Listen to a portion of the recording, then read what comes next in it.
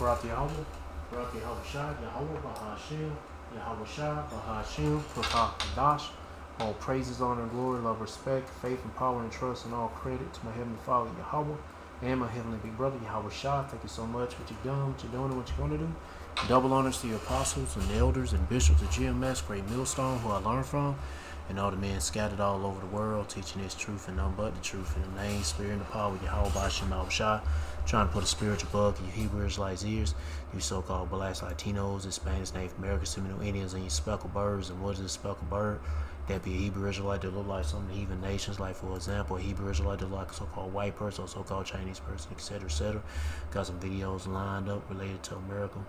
Anyway, I'm gonna play the videos. I'm gonna get into the scripture my best ability, say whatever God say through spirit and power, Yahweh by Shema Shah, the Holy Spirit, the Kurhak Dash, Lord wanna be on me, let's get it. And by the way, I'm thinking about I might post my videos back to YouTube. When we doing Odyssey and YouTube. So I don't know what it's gonna be, what they gonna say, what YouTube gonna act gay, but I'm gonna post videos on YouTube, not just Odyssey, but also YouTube. But anyway, let's get it. We have Ray Dalio now warning that we are in a world war, and he lays out all the reasons why, and he says we're just like a. You don't need that nigga to tell you that. Hell, the prophets are telling you that right now, especially tying it with the scriptures. But anyway, step or so away from superpower conflict head on. And he actually has produced this new book that he's talking about with the world order changing. It's called The Changing World Order. And he examines the rise and fall of empires over the past 500 years. There's some key points here, because he says we're at step 9 on this scale that goes up to just 13.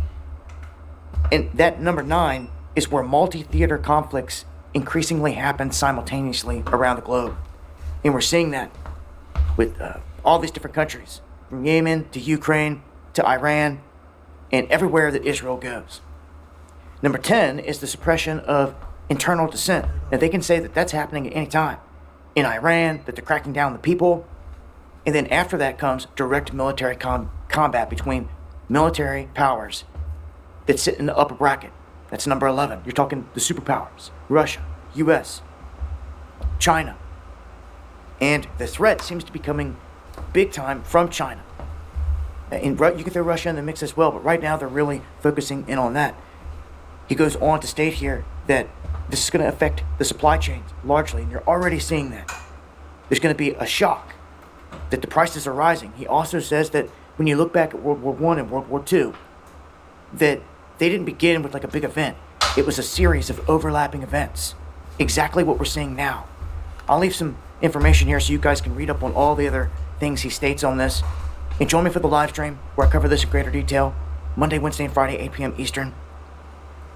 It seems we're only one big event away from something major here. And it's going to shift the way the world is ran. I can't help. Oh man, I can't wait. Ain't you excited? I'm excited too. But stay prayed up. Shit, man. I'm fucking tired of this bullshit. But think that if they put a lights out situation into motion in the United States, China and the other side will advance, and that will be history. And we will have to deal with everything that comes with that. Really feels like something huge is coming, guys. Again, join me for the live streams. Hope to see you there. Yeah, be prayed up. Yahweh Shema Shah. Let's get to the next one. As the vice president and other Trump administration officials are working to reach a long-term truce in Pakistan, the president says the U.S. is taking new action related to the Strait of Hormuz. The president posted on Truth Social this morning, quote, "We're now starting the process of clearing out the Strait of Hormuz as a favor to countries all over the world, including China, Japan, South Korea, France, Germany, and many others." He then criticized the nation, saying they, quote, "don't have the courage or will to do this work themselves." CBS News reporter Torian Small joins us now from the White House. Torian, why is the Trump administration doing this now? Yeah, so the president is saying that there's U.S. Navy ships out there looking to clear it out. The biggest concern was mine-laying ships that have already been sunk there. So now, according to the president's words, the operation there is just to ensure that there can be safe and open passageway through the strait. I think what should be notable here is at the start of this ceasefire that came right before the deadline that President Trump set for Iran to reopen the strait, the president said that Tehran agreed to the complete and full reopening and immediate reopening of the Strait of Hormuz. What has happened happened since then has been a toll of sorts set up by the Iranian military, and fewer than about 12 ships a day have passed through when there's typically over 100. So that's something that hasn't set well with President Trump. He's talked about that quite a bit this week. And as these negotiations go on, his continuous focus will be on the Strait, as that has impacted global energy prices. Here at home, we've seen a significant increase in gas prices. That's also had an impact on inflation. And that's something that the president is looking to turn the page on as those negotiations continue, Lindsay. Do we know what the clearing of the Strait will actually look like? Not at this moment. I mean, this is still very fluid as the president is. I was just curious about what they're saying. Talking about clearing out the Strait of Hormuz. Well, now these niggas want to block. U.S. want to block the Strait of Hormuz. That's good to it. Actually, damn, I put that video right there. I need to put this right here. Let me put this other video right there, and I'll say this for last. Let's get to it. Iran is hitting back, and hard, at threats to control the world's most critical oil choke point, the Strait of Hormuz. Tehran is calling it a self-made problem. Iran says any blockade won't solve anything. It will only make matters worse. Iran's message is blunt. A blockade doesn't open routes, it shuts them down. The only way forward, Tehran insists, is diplomacy, not domination. A direct jab at Donald Trump, who has floated aggressive control measures over the strait. The start to all of this was once again the U.S. President Donald Trump's cryptic message. Hours after U.S. Vice President J.D. Vance announced the peace negotiations between Washington and Tehran had collapsed, Trump gave a strong hint about what his next step would be as he signaled an intense military action against Iran. Taking to Truth Social, Trump... And this here is really going to make people pissed off. Other countries. But, I don't even know, okay, the world leaders, they gonna have, they playing ball with this shit. I believe they playing ball with this shit. It's just you average citizens of all you other countries and nations, y'all gonna suffer. And a lot of people gonna fucking suffer. And they go, woo-wee, from lack of food, water, but the shit gonna get shut down. Because these niggas here in the United States, they wanna, hey, whatever. Anyway, shit. It's gonna get crazy out here worldwide.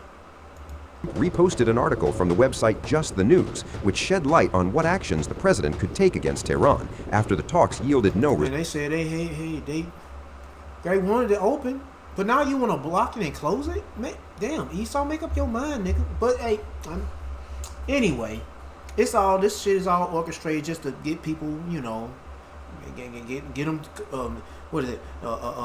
Get close to that RFID microchip implant, the mark of the beast. I'm trying to figure out a way to how to say it, but just get straight to the point. All this shit is leading to the chip implant.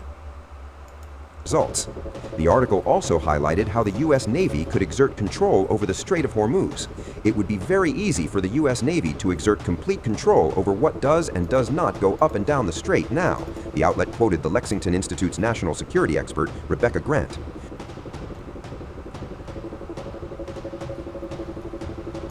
There's a simple explanation for this concern. A blockage blocks. It cannot open the Strait of Hormuz.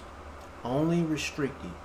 The only way out of this self-made problem is openness and flexibility in negotiations. Bend to reason. Whatever. But behind the rhetoric, Iran is raising the stakes. Security Chief Abraham Azizi has... And this is their only, leverage. So they ain't letting this shit go. And they in on it too. I mean, hey, all these motherfuckers in on it. It's just two sides make it seem like, yeah, they're all against each other, but then they're all for the chip implant, the new world order, the digital currency. Anyway. has proposed a controversial new plan, forcing all vessels entering the strait to pay tolls under Iranian control. Tehran says it wants full management of the waterway, citing national interests. That proposal has triggered alarm bells across the global shipping industry. Maritime watchdogs are calling it illegal, warning that no single country can impose charges on an international transit route. Ship owners are now being told, do not pay, do not comply. Even more explosive, a bizarre idea from Washington.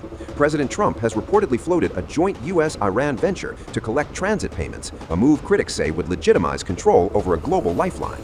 On the ground, or rather at sea, the crisis is far from over. Despite a ceasefire, traffic through Hormuz remains choked. Hundreds of fully loaded oil tankers are stuck inside the Gulf, but almost no empty ships are willing to go back in. Why? The answer is simple: fear. Shipping companies and insurers don't trust the fragile truce. A temporary ceasefire isn't enough to risk billion-dollar vessels getting trapped in a war zone. This leads to a dangerous imbalance. Around 400 loaded tankers waiting to exit, barely 100 empty ships ready to enter. Without inbound vessels, the supply chain simply breaks down. And it's not just oil. Nearly 30% of the world's fertilizer supply, along with food and industrial goods, is now effectively stranded in the region. Experts warn even if the strait reopens today, normalcy could take months to return, because reopening the gate is one thing, restoring trust is another. You know damn well there ain't gonna be there's gonna be more, how can I say it? It's gonna be more conflict. More conflict gonna build up more and more. So this shit ain't gonna stop. For anybody who believes it's gonna stop or pray it's gonna stop, no, shit, you better stop that shit. Stop it. Stop it hoping and praying this shit gonna stop. No, it's gotta keep going. It's the Lord's will, and the Lord about to bring destruction to you suckers. So the best thing for you Israelites need to do is seek Yahweh Shema Shah, repent, and drop all that pride before your ass get destroyed. A dramatic escalation and Anyway, let's get to the next video. I might add some more videos in. I don't know. This is Dapu7. We've got more ominous threats being launched by Trump now, saying that he will No, maybe not. I'm just keeping it short. continue the destruction of Iran. And he goes on to say that they could put the lights out in Iran for the next 10 years. He talks about the only thing left to target is their water infrastructure and their power plants. And he says, I really don't want to do that because it's going to be bad. But he's talking lights out for 10 years. I'm warning you, there's going to be blowback from all this. And if they pull that same move on us here, it's over. They will. Just get you people that microchip implant. Oh, yeah. And Iran, they down for it, too. With their own people. Get their power supply, power station attacked. Hey. Anyway. Knock America from its perch. He's telling you right there it will take 10 years to rebuild when you got a grid completely wiped out. Say it's even half that. Still 5 years. Remember that nigga with that? What was it, a couple of days ago he had a picture? The image of him with that red button saying reset? Come on now. It's part of that reset. Anyway. And a majority of anyone's supplies to rebuild a grid right now would be coming from where?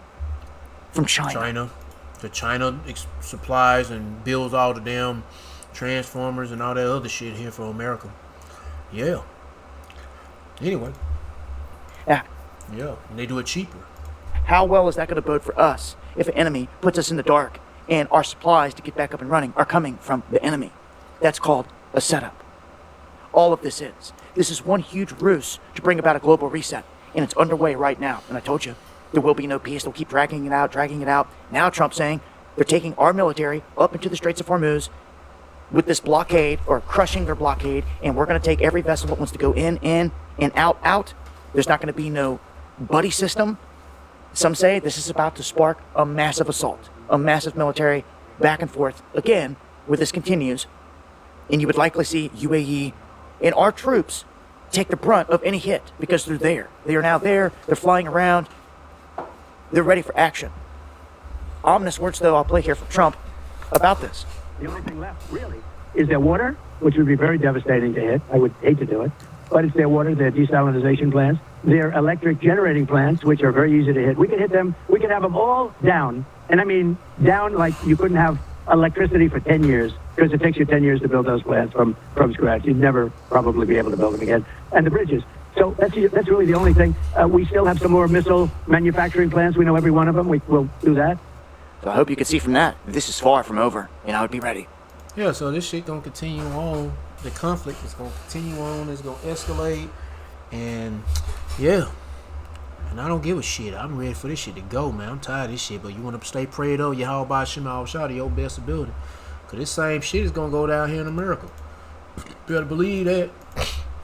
Yeah, it's World War III. Shit, every war, major war, there always going to be a lot of losses. And it's going to get uncomfortable. Sorry, I got the hiccups. Oh, yeah, that's right. That's another thing, too. No more using that phone no more. Now I'm on the computer. I got my internet back. That shit was kind of complicated. Well, it wasn't that bad. We had this T-Mobile. They're pretty fast. I wish I had my daggone Xfinity, but this T-Mobile thing ain't that bad. Plus, I think this shit is mobile. You can take the modem or whatever anywhere, and it's supposed to connect to the Wi-Fi, to the cell tower or whatever. But one thing I don't like is all this 5G. But shit, this shit is everywhere anyway. 5G.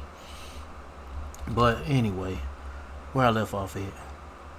You know what? I'll just save the scriptures for last. Save the best for last. Let's get to the last video. Redacted. Is Trump trapped by the Strait of Hormuz and the choke point that could have devastating economic reverberations around the world? Are we heading for a global... It ain't Trump that's trapped. It's all you damn people, especially you American, you Babylonians. You niggas are trapped. Y'all about to get fucked up out here. It's going to get crazy here globally.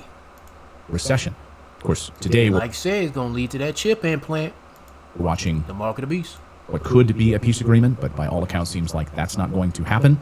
A peace delegation has, of course, arrived in Pakistan for today's meeting. J.D. Vance, Jared Kushner, Steve Witkoff, all there to hash out a peace plan, but the Trump administration seems to be preparing for the worst. Administration officials saying the bombing will resume if a plan can't be reached within like 24 hours.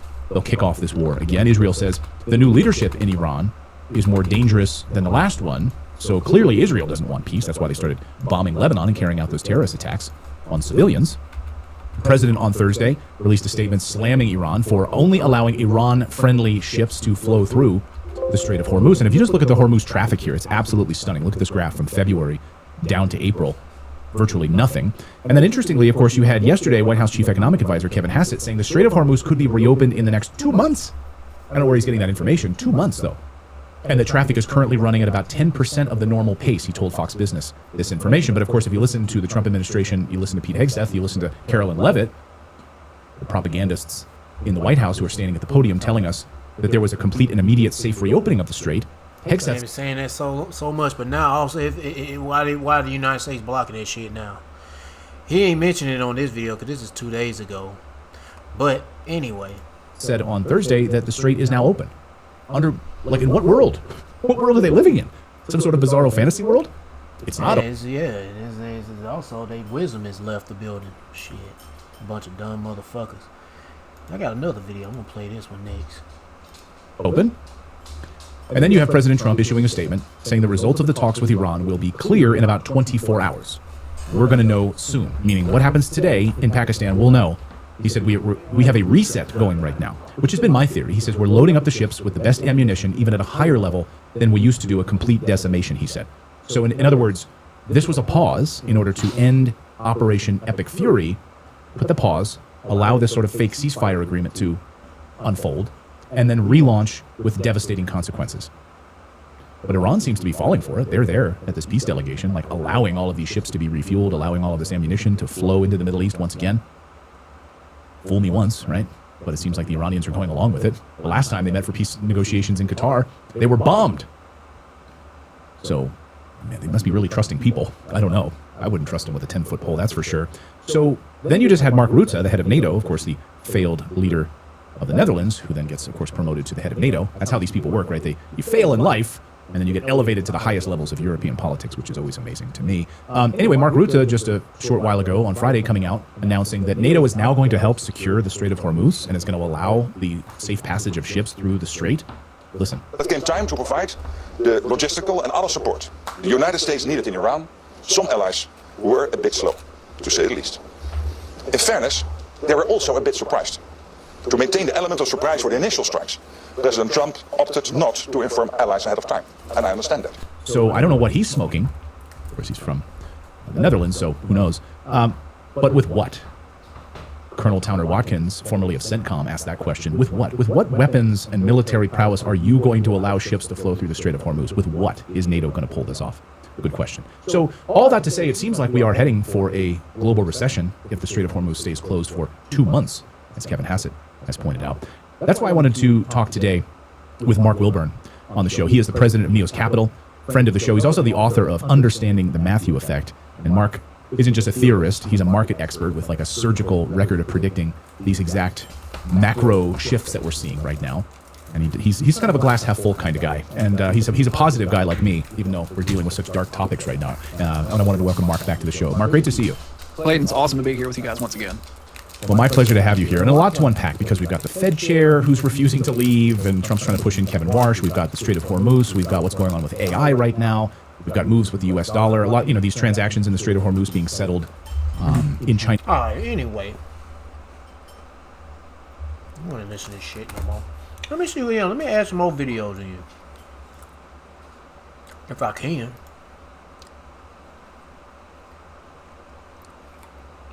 It's gonna let me, might as well get this one, see what it's talking about. Actually, let me move this back over here. Alright, let's go. Awesome to be here with you guys once again. Oh, I don't want to play this shit. I meant to play this one. Now to the war with Iran, the United States military is now blockading the Strait of Hormuz. KTLA's Which just makes no fucking sense. You said you want it open, but now you're blocking it, and all your allies, your buddies, they're being blocked too. Access denied because of the United States. Great. And they're gonna make all these other nations come against America and really hate you more. And oh yeah, the baby dick sucking Jewish faggot fuckers are gonna hate you more too, because y'all part of that. Y'all part of that crew too. Yeah, the United States Amalek. Anyway, back to the video. Rachel Menitoff live in the news center with more on this latest escalation. Rachel. Lauren, good afternoon. The U.S. military says it'll block ships entering or exiting Iranian ports or coastal areas. President Trump is warning Iranian naval ships will be eliminated if they try to cross the strait. And as you can imagine, Iran argues this violates the ceasefire. 6 weeks after the start of the war with Iran, President Donald Trump is ordering the U.S. Navy to block the country's critical Strait of Hormuz and clear the waterway of any explosive mines. The order went into effect at 7 a.m. our time and is intended to cut off the country's oil supply. According to the U.S. military, it will allow ships to move through the strait if traveling between non-Iranian ports. Iran is doing absolutely no business, and we're going to keep it that way very easily. This is upon the last warning. On the flip side, Iran is threatening to retaliate against the blockade, saying it's illegal and essentially piracy. It says no ships are safe if traffic to and from its own ports are impeded. The threats follow failed peace talks led by J.D. Vance in Pakistan over the weekend. We need to see an affirmative commitment that they will not seek a nuclear weapon. Critics say a blockade only escalates tensions and can potentially drive up oil prices even higher. I don't understand how blockading the strait is going to somehow push the Iranians into... Yeah. All you're going to do is hurt your own country. Your own countrymen. Your citizens going to get hurt by this. Every other country is going to get hurt by their citizens. This is what makes everybody gonna hate America so fucking much, and I don't care. I love it. I love it. The beast shall hate the horde. That means NATO, EU. I love it. That's those America's allies, and you cutting them off from getting their supplies, and they're getting hit hard, real hard. Mainly the citizens are really suffering. The leaders, they pretending. Like, oh, I'm hurting. Oh, we ain't making no money. Nah, these niggas don't give a fuck. They getting ready to get you niggas microchip. They getting ready for the new world order. This was all about. Getting you people down on your knees begging for help. Need food, need water, we need shelter, we need first aid, we need medicine, we need this, we need that. Nope, you can't get it because it's been cut off. You can't be shipped out. And these motherfuckers want to play dumb with you people and like, man, like they concerned about your well-being. Man, these niggas want you microchip, nigga. They want absolute control over you people. Mainly you Israelites. Opening it. Tensions are also this fucking faggot. rising between the White House and the Vatican. President Trump railed against Pope Leo, who's been a vocal critic of the war, Pope Zio, calling him weak on crime, to which the pontiff replied by saying he has no fear of the Trump administration. He said things that are wrong. He was very much against what I'm doing with regard to Iran, and you cannot have a nuclear Iran. Pope Leo would not be happy with the end result. Oh, there ain't no about no damn nuclear bombs. Shit. Anyway. Put my message on the same plane as what the president has attempted to do here, I think, is not understanding what the message of the gospel is. And several outlets are reporting that Pakistan, the mediator in all of this, is pushing the U.S. and Iran to resume negotiations in an effort to get a peace deal before the ceasefire expires. President Trump said today he essentially doesn't care if Iran comes back to the table. In the news center, I'm Rachel Menitoff. Lauren, back to you. Yeah, let me go ahead and get started with some reading. And I got, let me see how much videos I need to get into. Yeah, I might as well get the rest of these on out the way too, especially with NATO. Let me see. Alright, let's see. 2nd Ezra chapter 16 verse 37. Behold, the plagues draw nigh and are not slack, as when a woman with child in the 9th month bringeth forth her son, with 2 or 3 hours of her birth great pains compares a womb which pains. When the child cometh forth, they slack not a moment. Even so shall not the plagues be not slack to come upon the earth. So these plagues gonna be hitting all over the world, not just America, but all over the world, especially wherever you Israelites are, you so-called blacks, Latinos, Hispanics, Native Americans, Seminole Indians, and you speckled bird that look like the heathens. It's gonna be all over the world. And hey, the prophets and the believers of Yahweh Shema Shah, we gonna be affected by it too, but we just pray the Lord have mercy on us. And you better get on board and repent and seek the Lord, drop all the bullshit. Because, hey man, the Lord is about to throw down on some heavy judgment, famine, pestilence, all that shit, war, death, all that shit. And the world shall mourn. You know what mourn means. It's let me look it up. I don't know off the top of my head what does it mean, but let's look it up. Mourn. Feel or show deep sorrow or regret. Yeah, and a lot of people gonna be regretting. Damn, I should have seeked the Lord and repented, and now it's too late. Yeah, because there is a such thing as being too late. Yeah, it's somebody say it's never too late. Bitch, yeah, the hell it is, nigga. Shut the fuck up. There be a lot of people that regret. They wish they had done this and they had done that, and they regret it, and it's too late. Heck yeah. And sorrow shall come upon it on every side. So north, south, east, west, the pain is gonna hit people upside their brain. I'm not trying to rhyme, but I might as well rhyme. The pain gonna hit you upside your brain on the north, south, east, and west. No matter where you at and where you live, shit, the Lord's gonna hit you with some plagues. So you need to seek the Lord.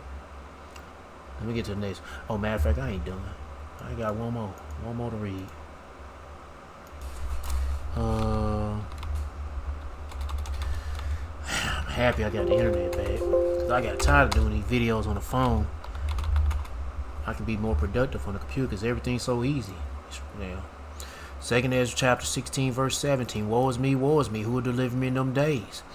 And yeah, Ezra's seeing the future from the past, and he's like, man, I'm gonna live in them times because we're all reincarnated. You don't believe it? I don't care. Guess what? We're reincarnated. But anyway, that's why Ezra's is saying, who's gonna deliver me in those days? Because he's living those days right now. The beginning of sorrows and great mourning, the beginning of famine and great death, the beginning of wars, and the power shall stand in fear. The beginning of evils, ill times. What shall I do when these evils come? Ill times, they're here, and they're building up. Better seek the Lord and repent. That's what you need to do. Behold, famine and plague, tribulation and anguish of sin for a scourge for a minute, but for all these things they shall not turn for their wickedness, nor be mindful of their scourge. That be you Israelites acting dumb and slow, acting like you don't want to deal with this. Or seek the Lord. Well, guess what? The Lord gonna kill your butt. Yep, it's gonna be too late. There's always such thing as being too late. Next video, what is this about? Dollar killed by gold. I heard, well, there was one video I did. What is it? What's that chick name? Nina Petrova. She did a video talking about gold. But it was a couple days ago. She was talking about gold. What was it? Gold was losing for a moment over a dollar. Dollar somehow was boosted up, and I'm like, psh, please. What the fuck? I didn't want to see this shit. For the first time in 30 years, central banks worldwide now hold more gold than U.S. treasuries in their reserve portfolios. Gold reserves hit approximately 4.5. to $4.6 trillion in value, while Treasury holdings dropped to roughly $3.5 to $3.9 trillion. This crossover did not happen in a vacuum. It occurred during the exact same period that America launched a unilateral war in Iran, triggered an oil shock that stalled the U.S. economy, and watched European allies refuse to help clean up this mess. The timing is not coincidental at all. The world's most sophisticated financial institutions are voting with their reserves, and they're voting against dollar dominance. I'm Elle. I have a PhD in computer science, and I use data analysis to spot patterns in geopolitics and economics. Let's break down what this historic reserve rebalancing signals about American financial credibility. We're going to start with a scale. Gold's share of global reserves climbed to about 27%, up from roughly 15% in the mid-2010s. Meanwhile, treasuries dropped to 23% from over 30% in the same period. Central banks have been buying over 1,000 tons of gold annually for 3 consecutive years since 2022, more than double the previous decade's average. That is not portfolio tinkering, it's more structural reallocation.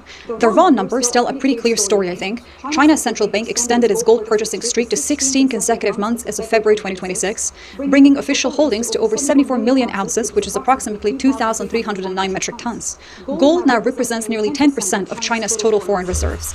Brazil dumped $61 billion in U.S. treasuries throughout 2025, while simultaneously doubling its gold holdings. By early 2026, gold became the second largest component of Brazil's reserves. The dollar's share of Brazilian reserves fell to a record low of 72%. Poland and Turkey followed similar trajectories. We have a separate video specifically discussing those two. Poland added 90 tons of gold in 2024, raising holdings to 448 tons, which is about 17% of total reserves. Turkey purchased approximately 75 tons during the same period and has been a net buyer for 26 consecutive months since June 2023. If we put this reserve rebalancing next to the geopolitical timeline, something really sharp emerges. The catalyst for accelerated gold buying traces directly to February 2022, when Western nations froze roughly $300 billion in Russian foreign reserves after the Ukraine invasion. That action sent an unmistakable signal to every bank globally: dollar-denominated assets carry political risk. They can be frozen, seized, or restricted based on U.S. foreign policy decisions. According to the World Gold Council, 76% of central banks now intend to increase gold holdings over the next 5 years, up from 69% the previous year. Meanwhile, 75% plan to reduce exposure to dollar-denominated assets, up from 62%. For more context on how this financial decoupling fits into the broader pattern of American isolation, by the way, check the video on how the U.S. literally issued death threats to the Pope, linked in the description below. The diplomatic unraveling and the financial unraveling are two sides of the same credibility coin. Thread this with what's happening now in 2026. America launched strikes on Iran without consulting NATO allies in late February. Iran closed the Strait of Hormuz. Oil spiked past $100 per barrel. The U.S. economy shed 133,000 jobs in February. Inflation jumped to 3.3%, and consumer sentiment in the U.S. crashed to 50-year lows. Trump demanded European warships deploy to reopen Hormuz. Every major ally refused. Germany's defense minister stated, "This is not our war." Spain banned U.S. military aircraft from Spanish airspace. We have a separate video analysis on that one. I'm going to link it below too. At the exact same time, central banks were accelerating away from treasuries and into gold. Big retailers just banned our lighter, and honestly, we're not surprised because we didn't build this thing. Gold prices surged approximately 65% in 2025, which is the strongest annual performance since 1979. The metal broke through $4,000 per ounce in October 2025, driven partly by what analysts described as a geopolitical fear premium. By early 2026, prices pushed even higher as the Iran war intensified. Here's the structural mechanism everyone glosses over, I think. Gold carries zero counterparty risk. It can't default. It can't be diluted by monetary policy. It can be frozen by sanctions. Treasuries, by contrast, are IOUs from a government whose national debt climbed past $38 trillion in late 2025 and whose fiscal deficit continues widening. If you're a central bank watching America launch wars unilaterally, fail to coordinate with allies, and simultaneously experience domestic economic stress, you're essentially reassessing whether that full faith and credit backing is as reliable as it was advertised. Years inside monetary frameworks means this immediately flags as a confidence crisis with compounding effects. When central banks reduce their bid for U.S. debt, treasury yields must rise to attract new buyers. Higher yields mean higher borrowing costs for the U.S. government, corporations, and households. That suppresses economic growth, which reduces tax revenues, which widens deficits further, requiring even more treasury issuance into a market with weakening demand. It is a feedback loop. For sharpening the analytical frameworks to track these kinds of structural shifts, check out my book Awake, the Practice for Gold Convertibility in 1971. Oil shocks in 1973 and 1979 triggered stagflation, slow growth, plus high inflation. Central banks that had trusted dollar stability suddenly faced devaluation risk. Gold spiked 126% in 1979 alone as confidence eroded. The difference now is that the 1970s dollar crisis stemmed from external shocks America couldn't really control, but the 2026 version stems from unilateral American actions that allies actively opposed. In 2025, the US dollar index fell more than 9%, its worst performance in 8 years. This is not just market noise, it is structural dollar weakness as reserve managers shift allocations. The mechanism becomes self-reinforcing increasing as well. As central banks reduce dollar holdings, demand for treasuries softens, lower demand pressures the dollar's value downward, a weaker dollar further discourages reserve accumulation, accelerating the move towards alternatives such as gold. If we just zoom out to what this means for American power specifically, the reserve currency status has been the foundation of U.S. geopolitical leverage since Bretton Woods. It allows America to run persistent trade deficits, finance military operations globally, and impose sanctions with devastating effect. That privilege depends on the world's willingness to hold dollars and dollar-denominated assets. When central banks hold more gold than treasuries for the first time in 3 decades, that privilege appears to be eroding in real time. And just consider the fiscal stress this creates. The U.S. government spends nearly 23 cents of every dollar of revenue just on interest payments. If treasury yields rise because foreign demand weakens, that debt service cost climbs. Meanwhile, recession-level economic growth means lower tax revenues while defense spending surges for Middle East operations. Higher yields to finance widening deficits further suppresses growth, accelerating this doom loop. There's actually a full playlist now on Europe's systematic decoupling, which documents the diplomatic fracture. I'll link it below. The financial decoupling in reserve shifts is the monetary complement to that. What happens next follows visible mechanics, I think. If central bank gold buying continues at 1,000+ tons annually, while treasury demand weakens, the crossover widens.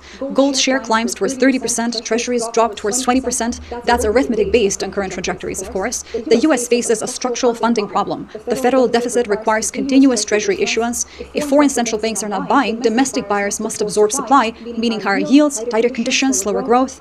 The Fed can't really cut rates aggressively without risking further dollar weakness and inflation. They're essentially trapped. Alternatives to dollar-based trade will accelerate when South Korea dispatches an envoy directly to Tehran to negotiate oil passage rather than working through U.S.-led frameworks. That's the carve-out pattern. Bilateral agreements replace multilateral systems anchored by dollar transactions. The Iran crisis creates immediate incentive for other nations to build bypass mechanisms. Fourth, gold's role shifts from peripheral diversifier to core reserve asset. Central banks collectively own about 18% of all gold ever mined, roughly 36,000 to 37,000 metric tons. That's a finite supply, competing with industrial demand, jewelry demand, and now surging investment demand. Global gold-backed ETFs recorded their largest quarterly inflow on record in Q3 2025 at $26 billion.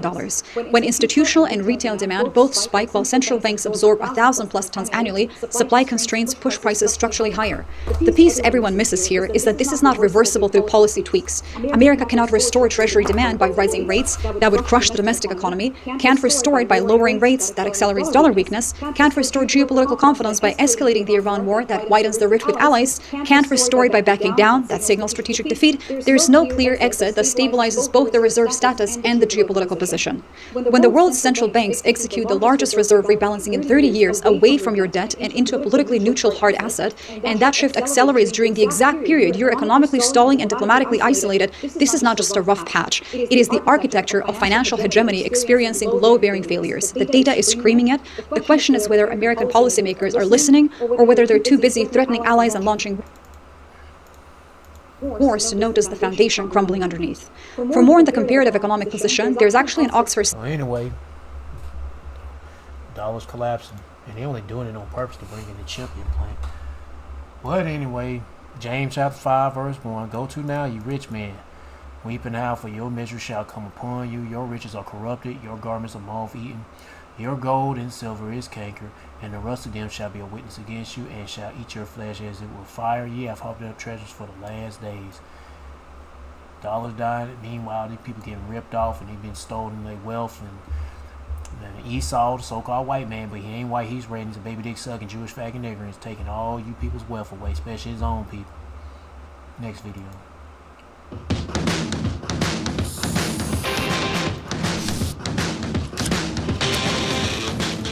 So for people paying attention, when we were talking about what is any sort of remote benefit that will come from this nonsense that we're doing and trying to take over the world. But one of the good things will be, I do think that the Taiwan question is going to be answered once and for all. And it's going to be answered how it should have always been answered, which is that it's China and it's not our business and we need to mind our business. But yeah, that's what's going to come from this, because they're seeing that they can't be counting on us for help. And until they stop dealing in US dollars and they have their lot in with us, they're going to be screwed. So this makes sense to me. Scroll column, please. Taiwan opposition leader Cheng Li-wan arrived in China on Tuesday at the invitation of President Xi Jinping in what she's calling a journey for peace, as Beijing pushes for the self-ruled island. Whatever. Now, hopefully they won't block us again. We'll see. as Beijing pushes for the self-ruled island to come under its control. The visit is the first by a Taiwanese opposition leader in a decade and comes ahead of a meeting in Beijing between Xi and President Trump scheduled to take place in May. Meanwhile, Taiwan's opposition-controlled parliament has stalled attempts by its government to pass a $40 billion special defense budget expected to fund arms deals with the U.S. and the development of Taiwan's indigenous defense industry. Hey, why don't we save that $40 billion and just make peace? Seems like something that any country other than the United States and probably Zio would be capable of doing. China claims the self-ruled I have a question. Wait. What is Taiwan's indigenous defense industry? What is that? Made up shit? Well, I don't understand. First of all, what could be indigenous about a defense industry? So you're saying that the island of Taiwan just came with a defense industry on it? I think what you're talking about is our defense industry on Taiwan, because I'm thinking that there really isn't an indigenous defense industry in Taiwan. Because what is that? And did they just do it all on their own? And they're the same fucking people. They all Moabites. So, I mean, anyway, they the same damn people. Didn't have assistance from us, even though China wouldn't have allowed it. Like, really? You see? Media literacy is important, people. China claims the self-ruled island as its own territory and has not excluded the use of force to take it. Beijing has been ramping up its military pressure by sending more planes and naval vessels around the island almost daily, while its military occasionally stages live fire drills nearby. Colin? The U.S. State Department said such activities increase tensions unnecessarily and called on Beijing to cease military pressure against Taiwan. Who in the fuck died and made you king? The level of caucasity. So let me get this right. So something that's going on in the China Sea, which is nowhere near us, between China and part of China. And somehow we think that we are entitled to have an opinion as to what that might seem like. Make this shit up.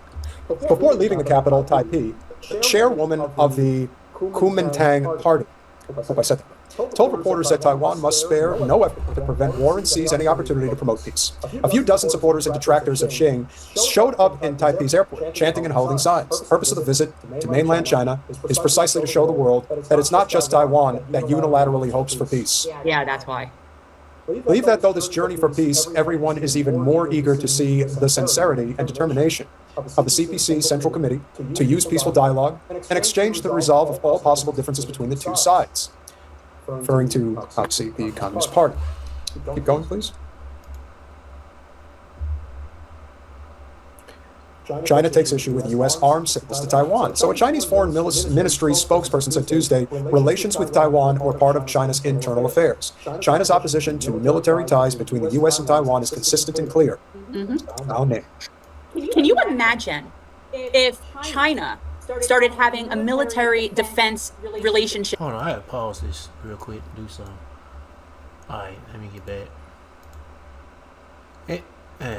back. With Puerto Rico. And decided that they're going to start helping Puerto Rico with their... The United States got to step in and intervene, because that's how nosy niggers be. Indigenous shit. Defense, industry. Ain't no damn well. Man, come on, man. China. I see. For you Israelites, you stay your ass away from these damn heathens. These niggas don't give a fuck about you. All they want to do is exploit you. For whatever resource you got. They ain't no better than an Edomite, but at least, well,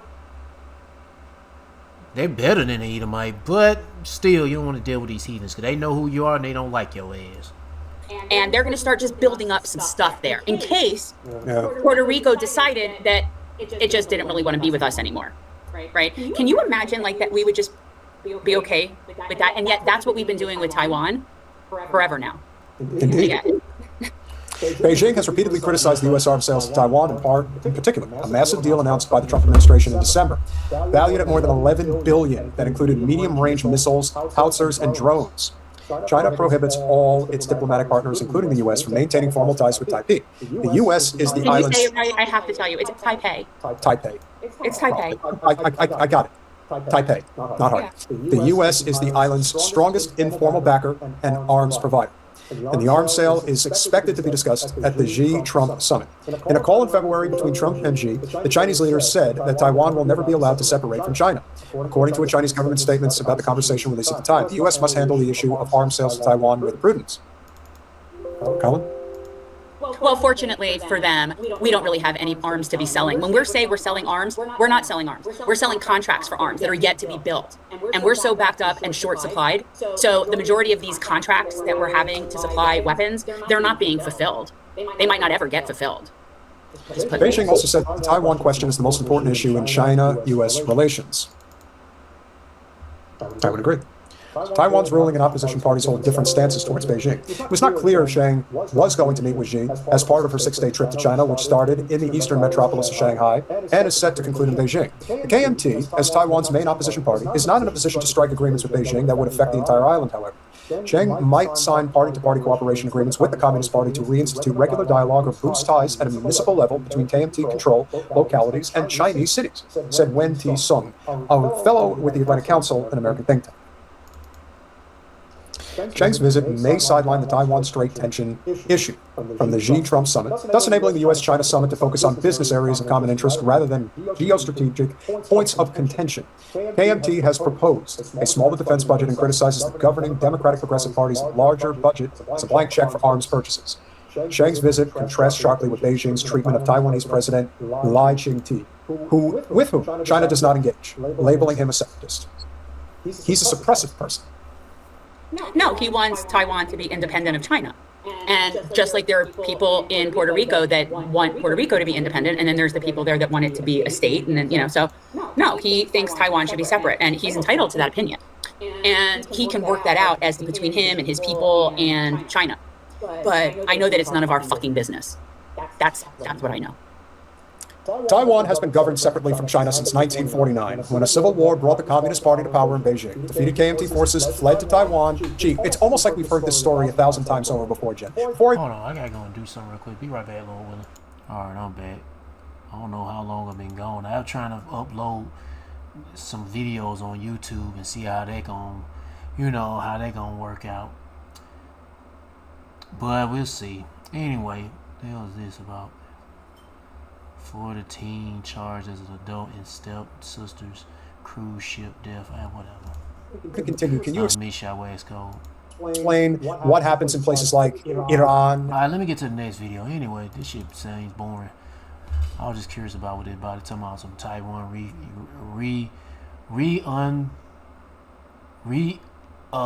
damn, how you pronounce that word? Fuck it. Anyway, that's the title. Let's get to the next video. Reunify. Reunify. I meant to say, they reunify with China. % of a NATO member's population rates the American president as a bigger threat to world peace than Vladimir Putin, something fundamental has fractured. Spain just told Washington that the Strait of Hormuz falls outside NATO's remit and the alliance won't participate in America's Iran war. Trump's response was an ultimatum demanding European warships deployed to the Persian Gulf within days. Okay. Oh man, you buffering now? Oh, you want to buffer on me now? Okay, there we go. Face American troop withdrawals. The backlash was immediate. Germany's defense minister Man, if only I had Xfinity. Declared this is not our war. If I had Xfinity, I won't have these issues. What the fuck is going on, bruh? Anyway. For context. Goodness gracious, now it dropped down again. Alright, it's building up. There we go. I'm like, what the hell is going on with my internet? How catastrophically Trump's pressure campaign backfired. Check the video in our analysis of the Ruta-Trump dispute linked in the description. But the poll numbers reveal something deeper than diplomatic theater. This is the data trail of an alliance collapse. Let's break down what public polling data and NATO coordination failures are actually signaling about American strategic capacity. The 40dB survey sampled 2,000 Spaniards. Trump scored 81% as a threat to global peace. Putin came second at 79.3%, Netanyahu third at 71.2%. Strip away the headlines and just look at the crosstabs. Among left-wing voters, Trump's threat perception approaches unanimity. Even among Spain's center-right Partido Popular voters, 71.3% identify Trump as dangerous, only 9 points below Putin. The only demographic showing resistance was Vox supporters, Spain's far right, where Trump's threat rating dropped to 36.5%. That is a complete inversion of Cold War threat assessment architecture. Man, what the hell? I gotta pause and wait for this shit to build up. And I see the quality had dropped down to 240p. Goodness gracious. And I'm gonna have to experience some Wi-Fi droppage, some internet droppage. I'm just letting this shit build up.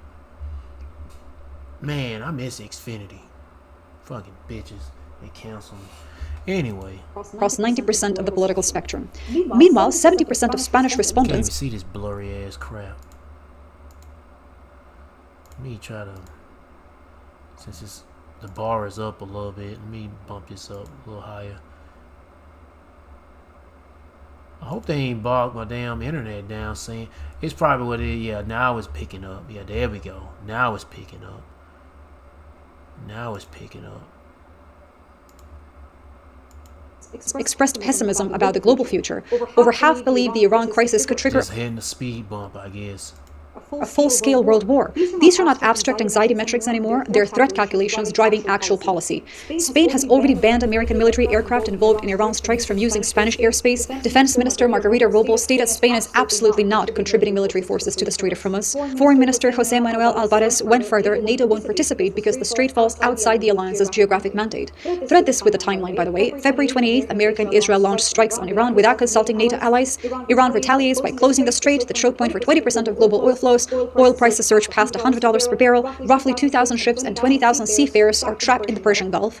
Global supply chains fracture. Then Trump demands European naval deployments to reopen the strait. Washington explicitly stated at the war's outset that European assistance was neither necessary nor desired, according to German government spokesperson Stefan Cornelius. Now Trump's threatening to withdraw American troops from countries that won't send warships. If you spend real time analyzing alliance cohesion metrics, this is how defense partnerships fracture. Not through formal withdrawals, through operational non-compliance that hardens into permanent divergence. For a comprehensive look at this pattern, the playlist on Europe's systematic decoupling is linked below, packed with case studies showing this exact mechanism.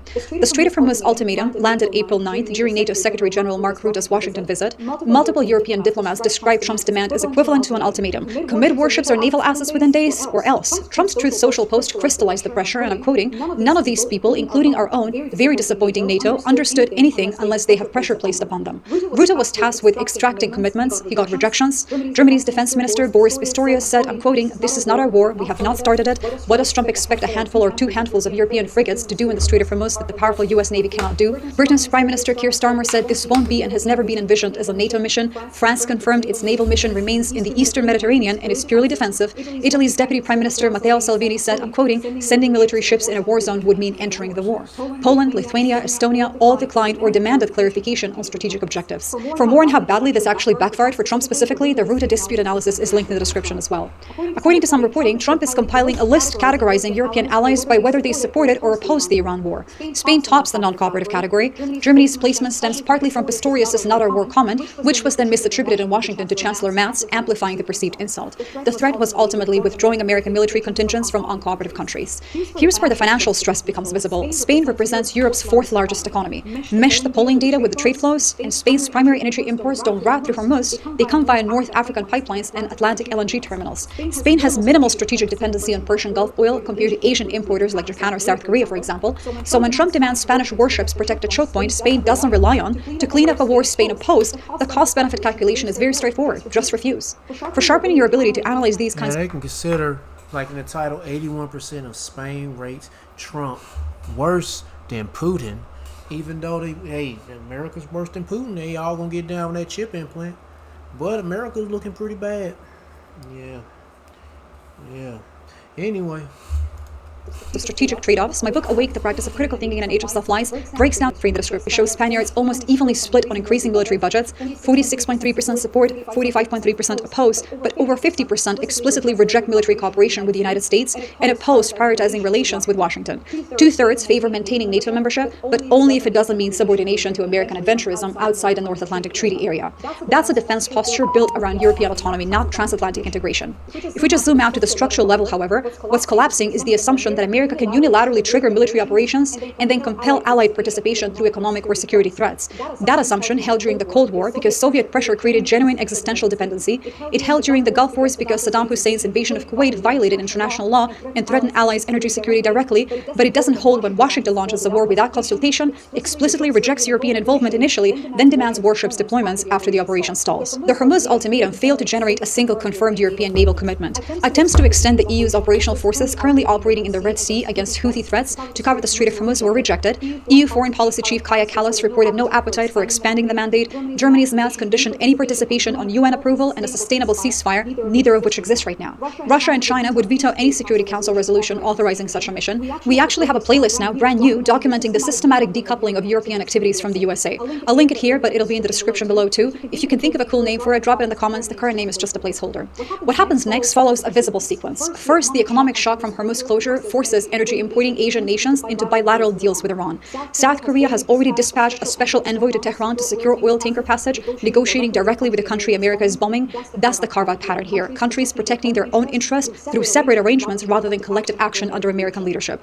Second, European defense planning will likely accelerate towards autonomy. The 40dB poll showed over 50% of Spaniards favor... I'm going to stop right there because the video already long enough. I mean, this video. I got two more I'm going to get into. Let's see what this is about. War was it? Iran. War is the last nail in the coffin for NATO. Do you think this situation with Iran and Ukraine, does it really mean the end of NATO as we know it? Oh yeah, NATO is already dead man walking, and that's fine. Here's what J.D. Vance said about Ukraine. We've been disappointed by a lot of political leadership in Europe because they don't seem particularly interested in solving this particular conflict. And what the president said is... Wait a minute, he got that shit on fast. I forgot the speed of him. It's the hardest war to solve. In some ways we thought it would be the easiest, but it has been Shit's still too fast. the hardest. We've been at it for now 14 months, and we're just going to keep on working at it. Fundamentally, the war has stopped making sense. What I would say to both the Russians and the Ukrainians is, we're talking about haggling at this point over a few square kilometers of territory in one direction or another. Is that worth losing hundreds of thousands of additional Russian and Ukrainian young men? Is that worth an additional months or even years of higher energy prices and economic devastation? We think the answer is clearly no, but it takes two to tango. So while Victor and President Trump are going to continue to work towards a peaceful settlement, fundamentally we can only open the door to the Russians and the Ukrainians. So, what do you make of that? That's an expression of extreme ignorance. A man who has no appreciation of what the hell is going on. Why don't we just tell Mexico that we'd like more of Guadalajara? After all, it's only a few miles of dirt and sand. Why lose any sleep over that? This is crazy nonsense. Americans in general know nothing about the world beyond our borders. Now that's unfortunate. Yeah, but because all they've been doing is being told lies through television. They don't know what's going on. They've been fed shit food and breathing shitty air and drinking shitty water and bathing in that shitty water. And they're being pacified by bread and circus. Shitty ass food and shitty ass entertainment. But and they don't know shit about what's going on outside of this country. They just still thinking, we're better than you, USA. But when it happens with your leaders, the people that are controlling your government, it's a catastrophe. We don't appreciate anything that requires some measure of humility. In other words, we don't walk in and say, okay, we really are not deeply concerned about this. We have never had any vital strategic interest in Ukraine, let alone Eastern Ukraine. But we'd like to help solve this. How can we do that? Well, you can only get so far because you have to have two parties willing to listen. But it can be done, and you can also bring in the other people who border Ukraine and Russia. They should have a say in this. You understand what I'm driving at? This is the way you conduct foreign policy. You don't do it the way we're going to support the Ukrainians, and this is great for us because we're killing Russians. What? How does it help Americans to kill Russians? How does it help Ukraine to spend 1.5 to 1.8 million lives in a war that accomplishes nothing for Ukraine but its destruction? I had a short discussion about this with someone at a very high level back in April of 2022. And I said, sir, Ukraine has no more chance of winning against Russia than Mexico would have a chance winning against us. This is a disaster. This will end up crushing Ukraine. You must step up and stop this. And I was told, well, that's interesting. Everybody I'm talking to thinks Ukraine is winning. Wow. So, do you think this is this situation with Iran and Ukraine? Does it really mean the end of NATO as we know it? Oh yeah, NATO is already dead man walking, and that's fine. It's the way we did it. What President Trump could have done is he could have met with the heads of NATO and said, we are not going to supply a 4-star to run the military inside NATO any longer. We're going to reduce or remove all of our troops over the next 4 or 5 years. We will stay in NATO and we will try to support you, but you must be your own first responder. I mean, that's how you get out. That's how you make it clear that you're backing out. You're going to do it in a responsible, predictable, phased way. Instead, this nigga here making it worse. Now he want to block the Strait of Hormuz. What do we do? Oh, well, you people aren't paying enough money. You're not doing your fair share. When we want you to go to war with us, you won't go, so you're no damn good. Catastrophe. What's the point?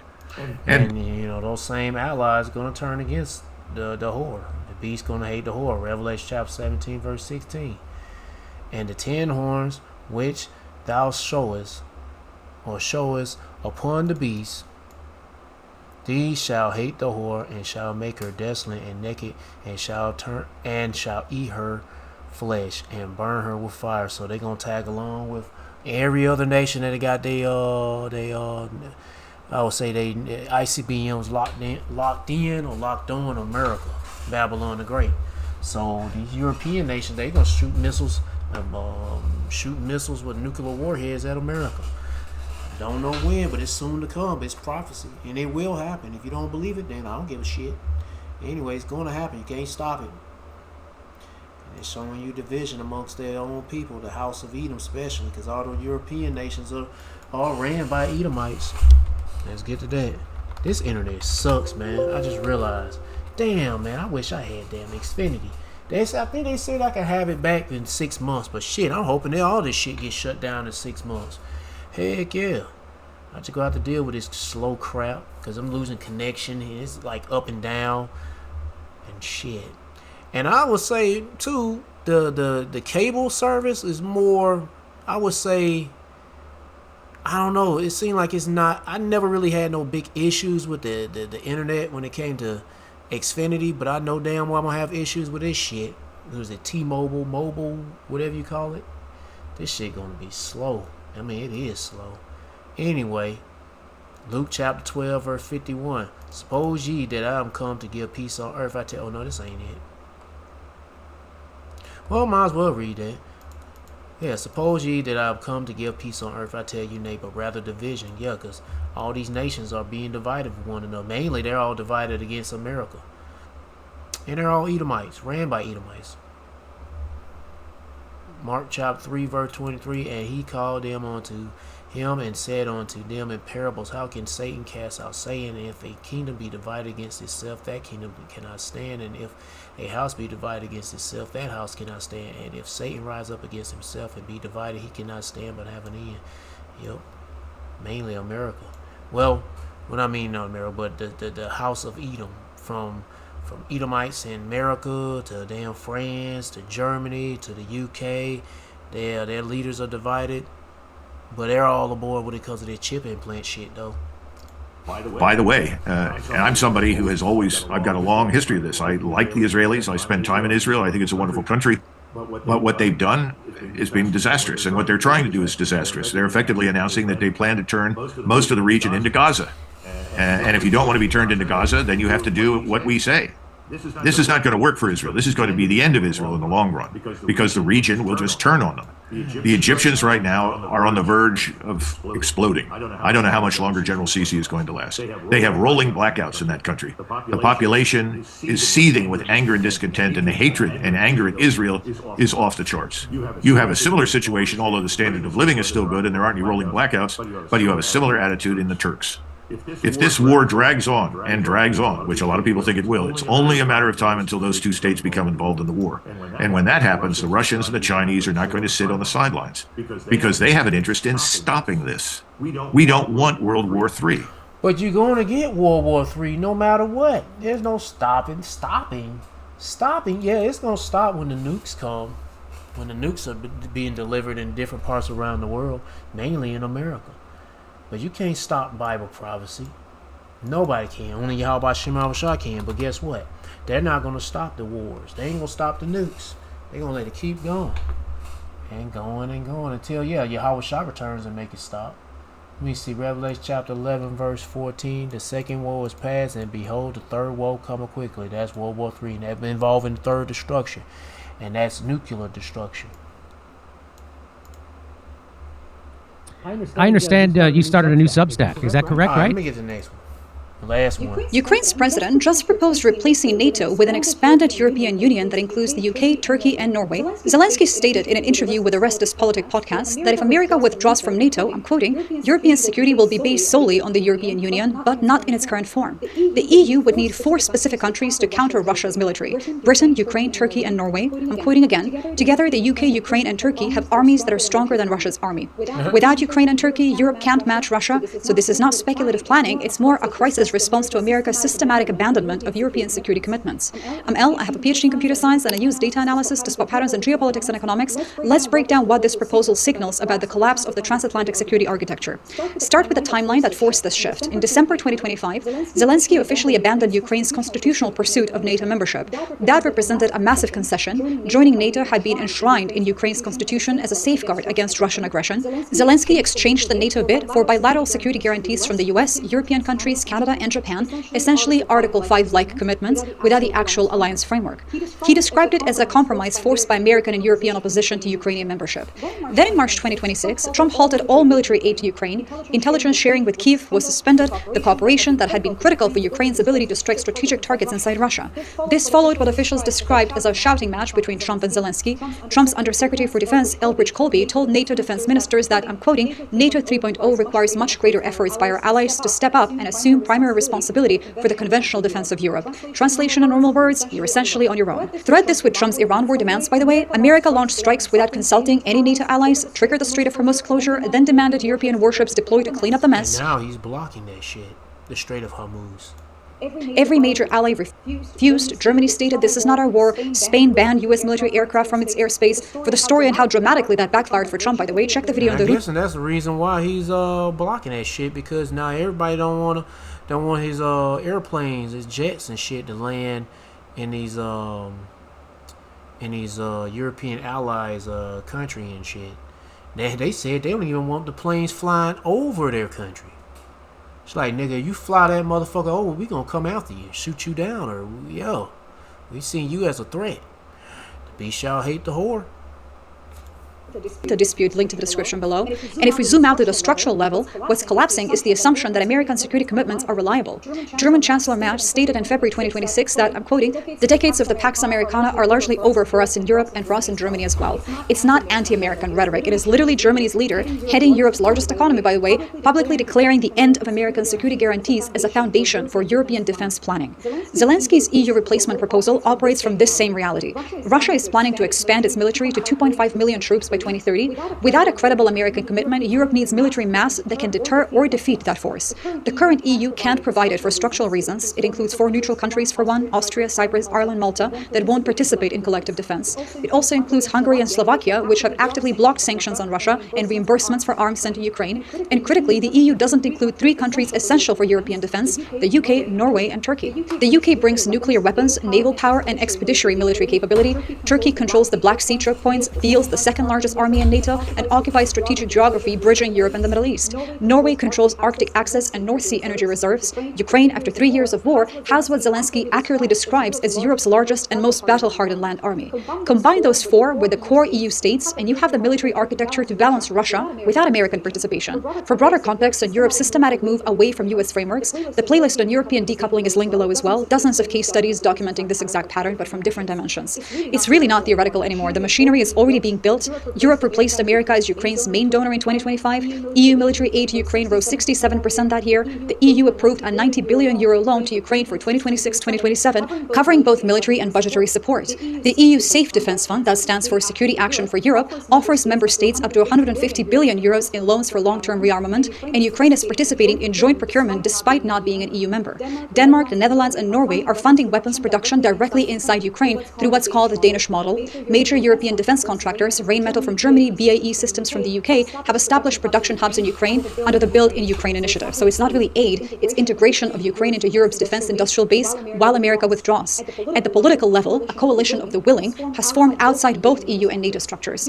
UK Prime Minister Keir Starmer convened an emergency meeting on March 2nd, 2026, following the Trump-Zelensky clash. The coalition includes 35 countries and organizations. NATO and the EU themselves are members, along with the UK, France, Germany, Poland, Nordic and Baltic states, Turkey, Norway, Canada, Japan, and Australia. Ukraine participates participates despite not being in NATO or the EU. America attends as an observer. The coalition is led by France and the UK, Europe's two nuclear powers. It has an embryonic operational command in Paris. The structure is deliberately designed around capability rather than bureaucracy. An inner core of Britain, France, and Germany, a second ring including Italy, Spain, and Poland, and Nordic and Baltic representation through Denmark or Finland. Here's where the nuclear dimension becomes critical. Europe has been vulnerable without the American nuclear umbrella facing Russia's arsenal, the world's largest nuclear stockpile by warhead count. But French President Emmanuel Macron has indicated willingness to discuss a more integrated European nuclear capability. Germany, a country with an extremely complex relationship to nuclear weapons, has been debating this positively since Trump's first term. If France extends nuclear deterrence to cover a European defense coalition that includes the UK's independent deterrent, you have a credible nuclear umbrella independent of American commitments. Zelensky framed the urgency very bluntly. I'm quoting again, "Security comes first, economy second, not vice versa." That's a direct rejection of the post-Cold War European assumption that economic integration would render military power obsolete. Russia's 2022 invasion shattered that illusion. Trump's abandonment of Ukraine and threats to withdraw from NATO are forcing Europe to build the defensive capability it let atrophy for 3 decades. The EU has a mutual defense clause, by the way, Article 42.5 of the Treaty on European Union, that's technically more binding than NATO's Article 5. It's been derided historically for lacking actual defense capabilities behind it, but if European defense spending continues scaling as it has been, if production capacity builds out, if Ukraine integrates into the defense industrial base, and if Britain, Turkey, and Norway coordinate through coalition structures, even without formal EU membership, that clause acquires operational meaning. What happens next follows visible mechanics, I think. First, if Trump continues withholding military aid and intelligence support from Ukraine while pursuing for a Russia-favorable peace deal, European support becomes Ukraine's only lifeline. That accelerates Ukrainian integration into European, not American, defense and economic structures. Second, the coalition framework allows rapid decision-making without the consensus requirements that paralyze both the EU and NATO. Hungary can't veto. Neutral Ireland doesn't need to participate. Turkey contributes militarily without navigating EU accession politics. The UK remains strategically aligned with continental defense without rejoining the EU politically. Third, if Russia maintains its 2.5 million troop expansion plan through 2030, European conventional forces will need to match that capability. The combined militaries of the UK, Ukraine, Turkey, France, Germany, and Poland can feel that mass, but only if procurement, training, and command structures integrate now rather than waiting for a crisis. Fourth, the American withdrawal creates space for European strategic autonomy that Washington previously blocked. France has pushed for European defense independence for decades. Germany resisted out of transatlantic loyalty. Trump's unreliability removes that constraint now. Mads can now argue that building European capability isn't undermining NATO, it's preparing for NATO's collapse. The piece everyone misses is that this shift is irreversible even if American policy changes.